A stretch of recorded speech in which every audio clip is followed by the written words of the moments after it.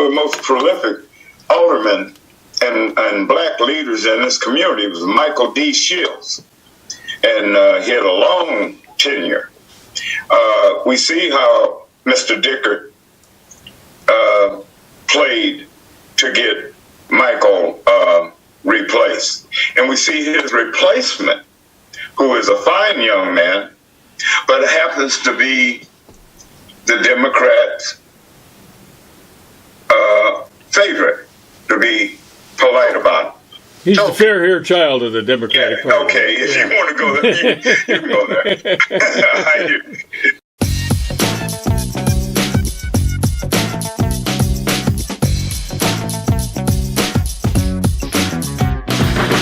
Good morning, Talking Racine aficionados.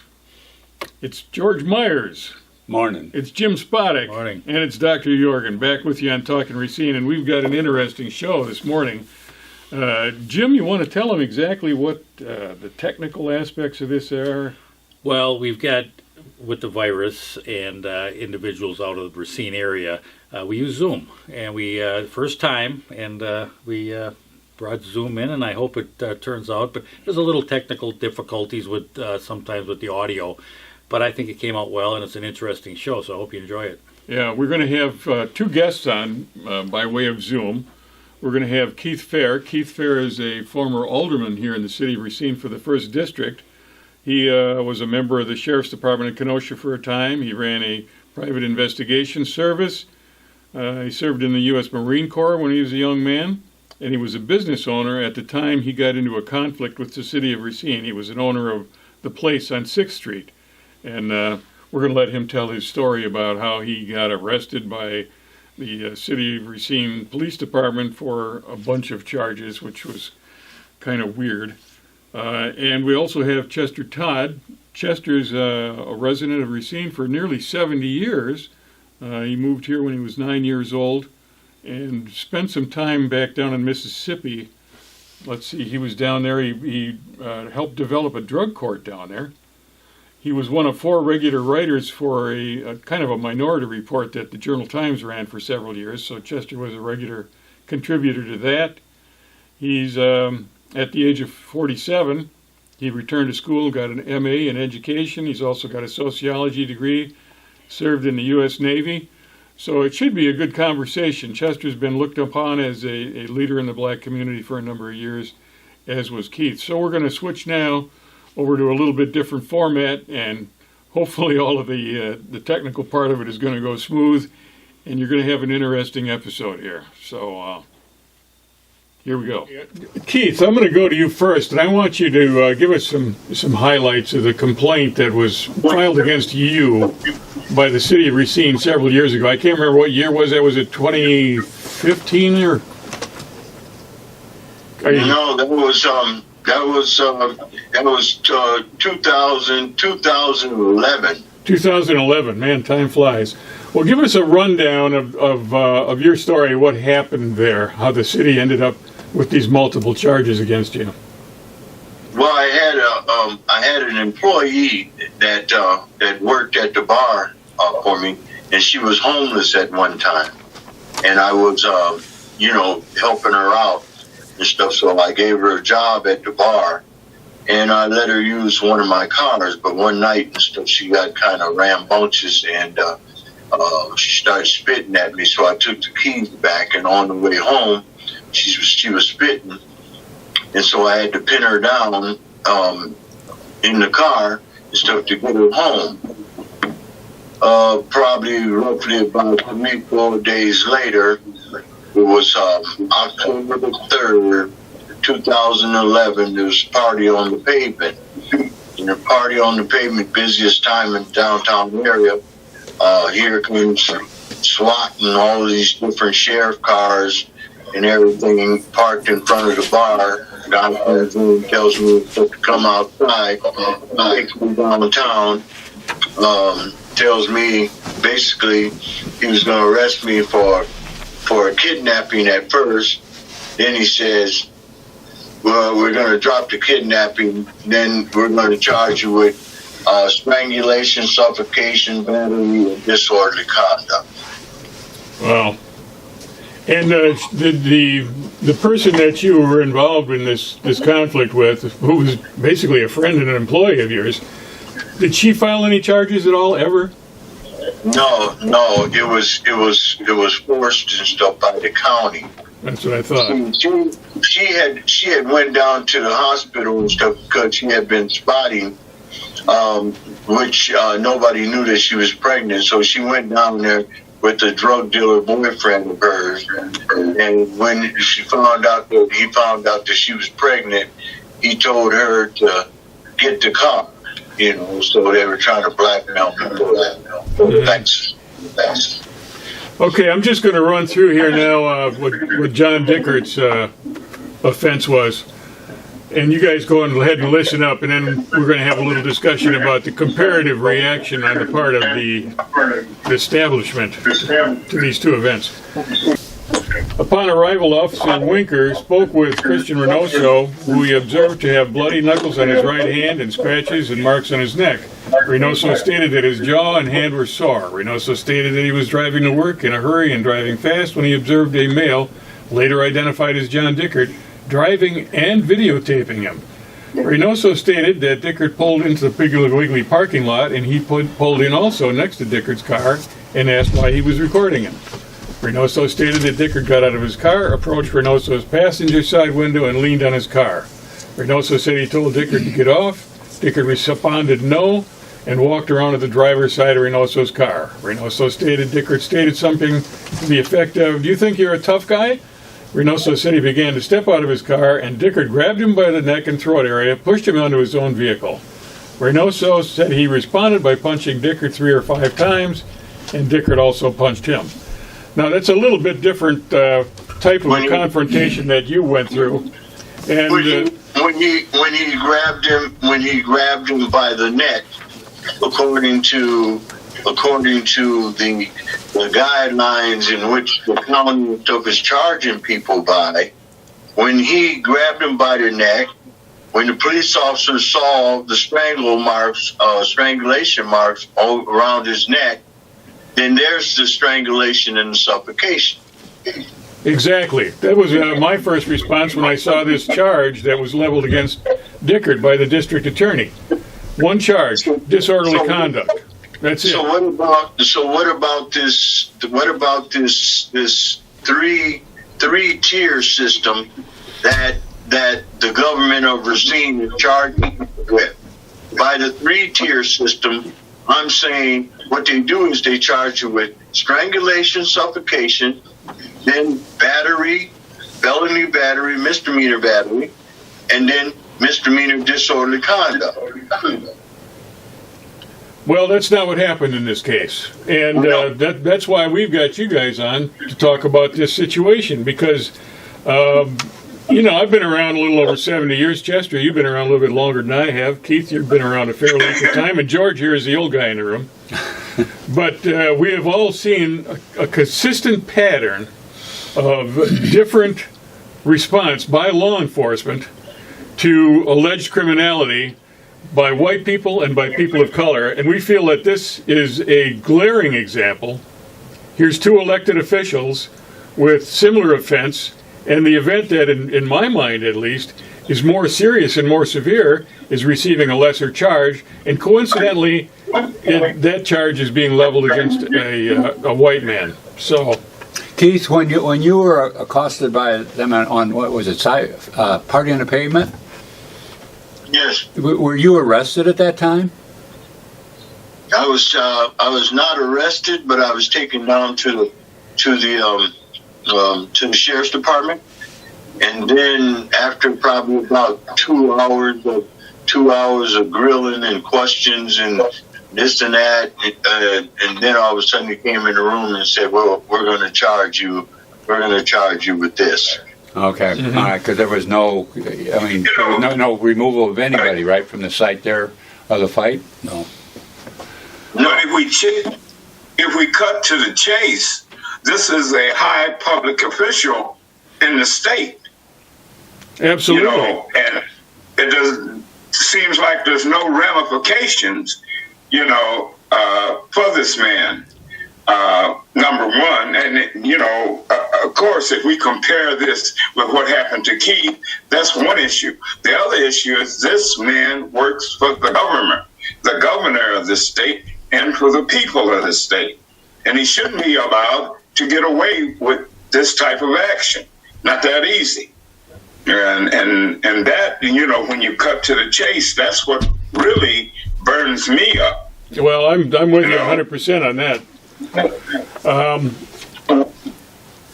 Well, they made a very public display of your arrest, if I remember correctly, Keith, whereas here, Dickert's attorney was in communication with law enforcement agents about the details of the incident prior to him ever being charged. Well, he was. See, this is where the double standard comes in, and what you're talking about, the double standard. Mm-hmm.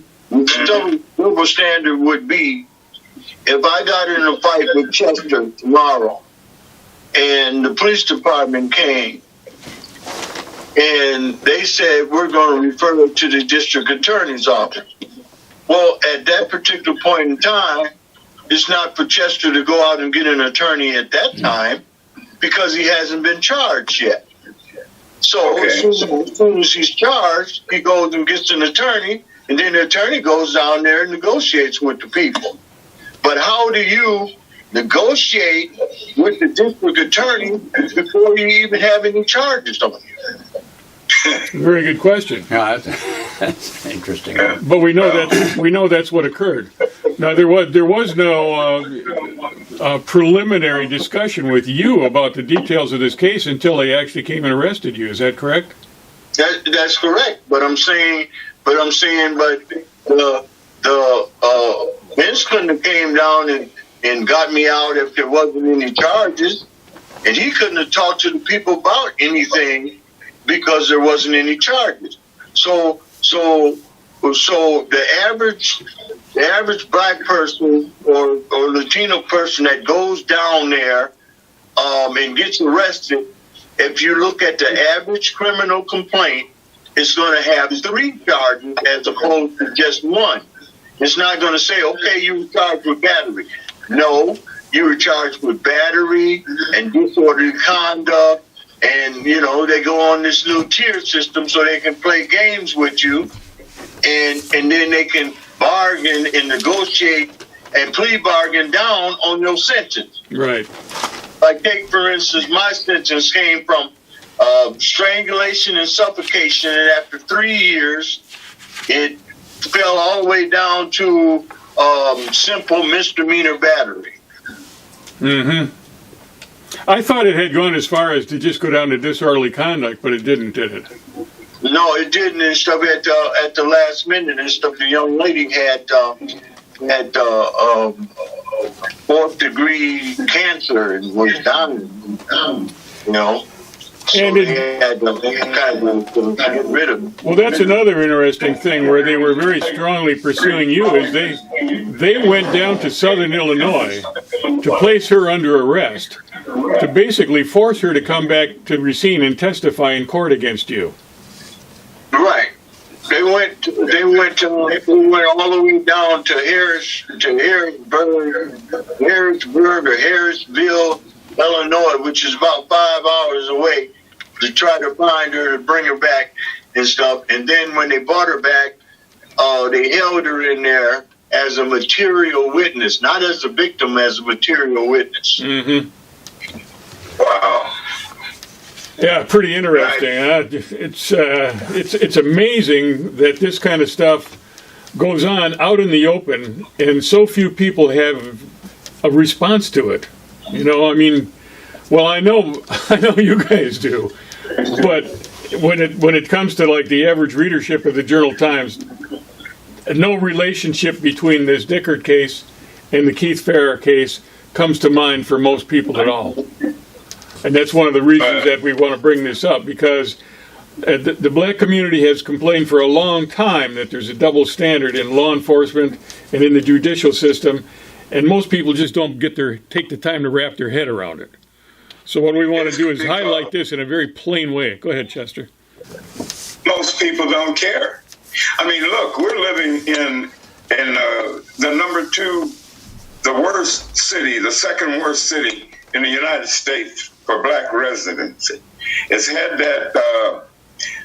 We've had a reputation like that to be in the top 5 worst communities for blacks for 3 years. And it's only going to get worse. I've been in Racine since 1951. Came here when I was 9 years old. I went to prison when I was 36 on a drug charge. And, you know, there's no shame in my game, ain't no mystery in my history. I probably deserved the charge I got. But before me, on that same day, were white defendants for the same charges, some worse than mine, who got 3 years probation. Mm-hmm.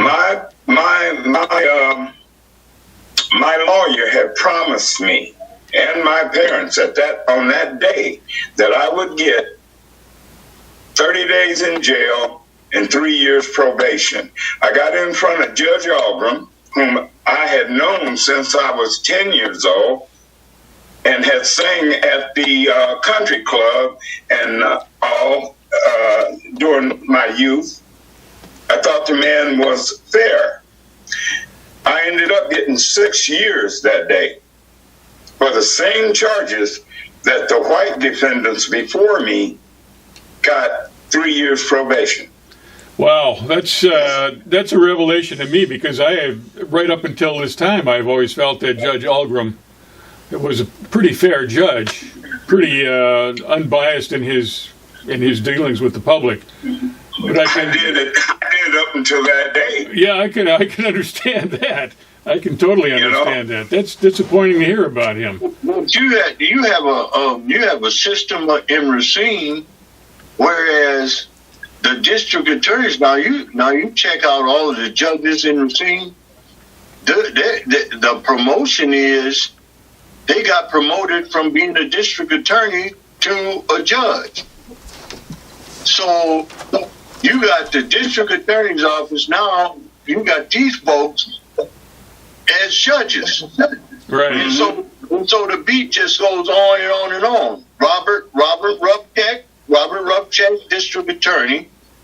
Martinez lady, district attorney. And there's a couple of more district attorneys. Well, and when you look at the charges that were leveled against you, and the charges that let's say Rich Chiapetta was guilty of, who was the district attorney at the time he did those things? He was drunk, and he fell asleep at the wheel. He knocked over a street sign, a traffic sign, knocked over a tree, ran home, lied to the police when they got there. He never spent, I don't think he spent a minute in jail. And all of that was taken care of, and he paid a fine, and I think he had restrictions on his driver's license, but he was back at work virtually immediately. Well, let me say this, and I don't know if I can get a consensus, but the blind lady, she's not blind because she sees everything that's going on.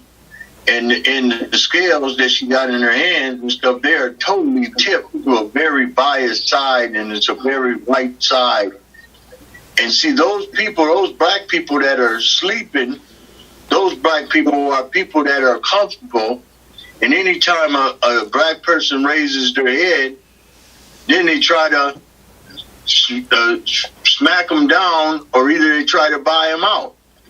Most of the time and stuff, they try to buy them out because they don't want the fight to be public, because too much information will come out. I second that one. Well, you see, racism is a multifaceted situation in this country. It not only in Racine, the whole country. Yeah.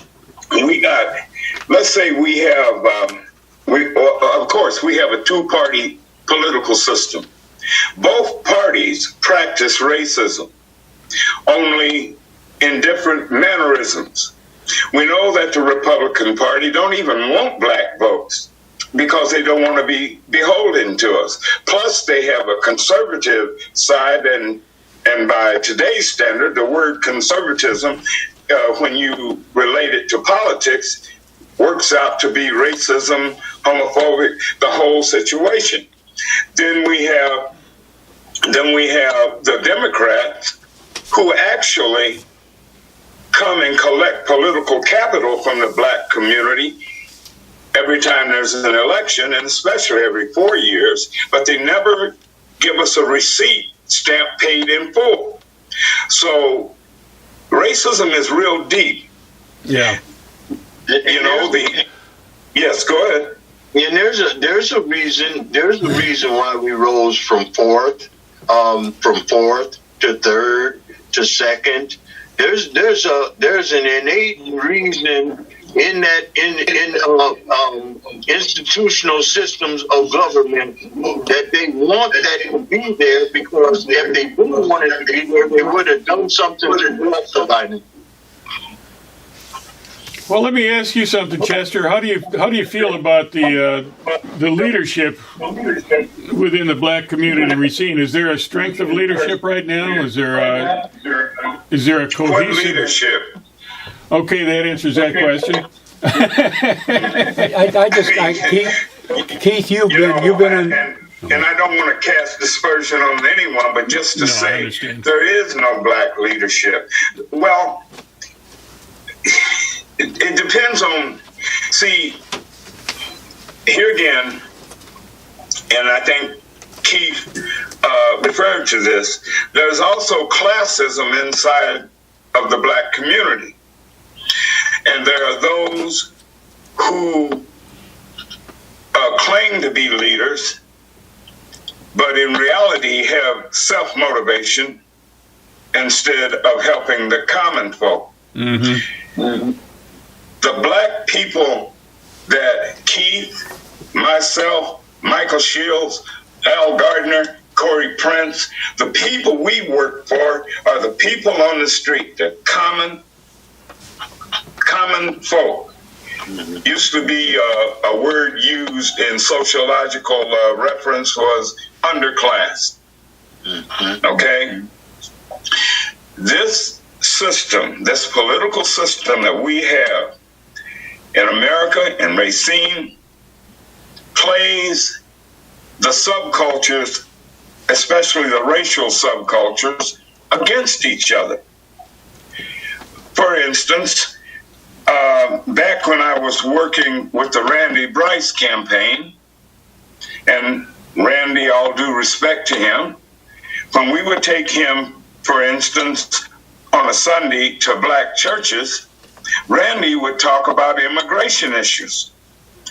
Well, you're talking to a black crowd about Hispanic issues, and everyone's looking at you like, hey, we don't care about that.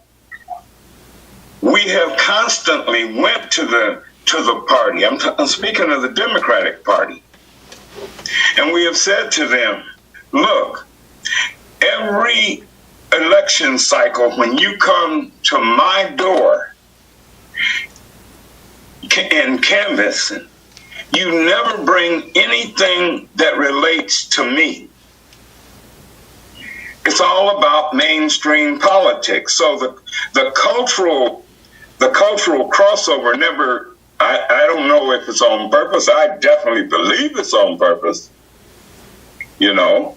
But the Democratic Party, and I'm sorry, I hate to just slam dunk them, but you know, I'm an independent and I go third party.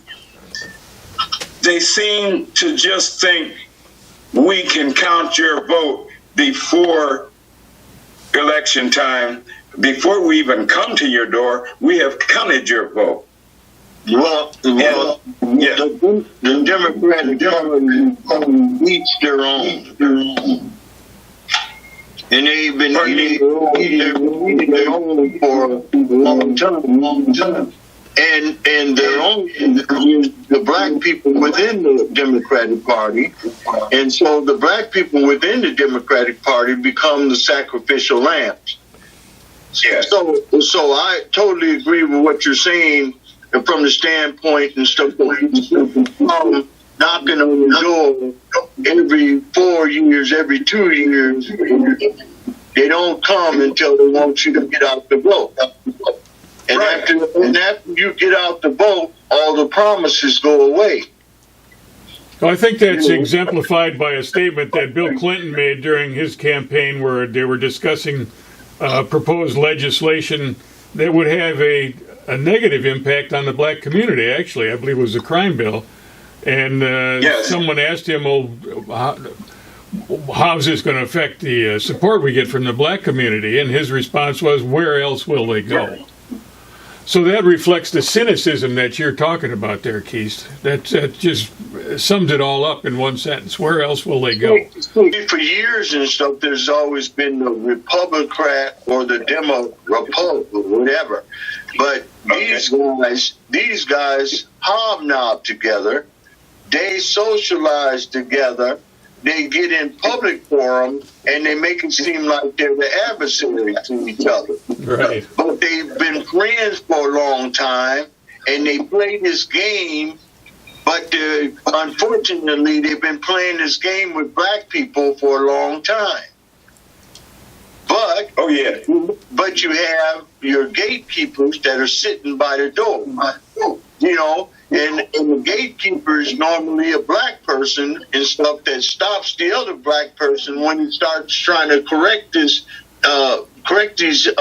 inequalities from happening. Mm-hmm.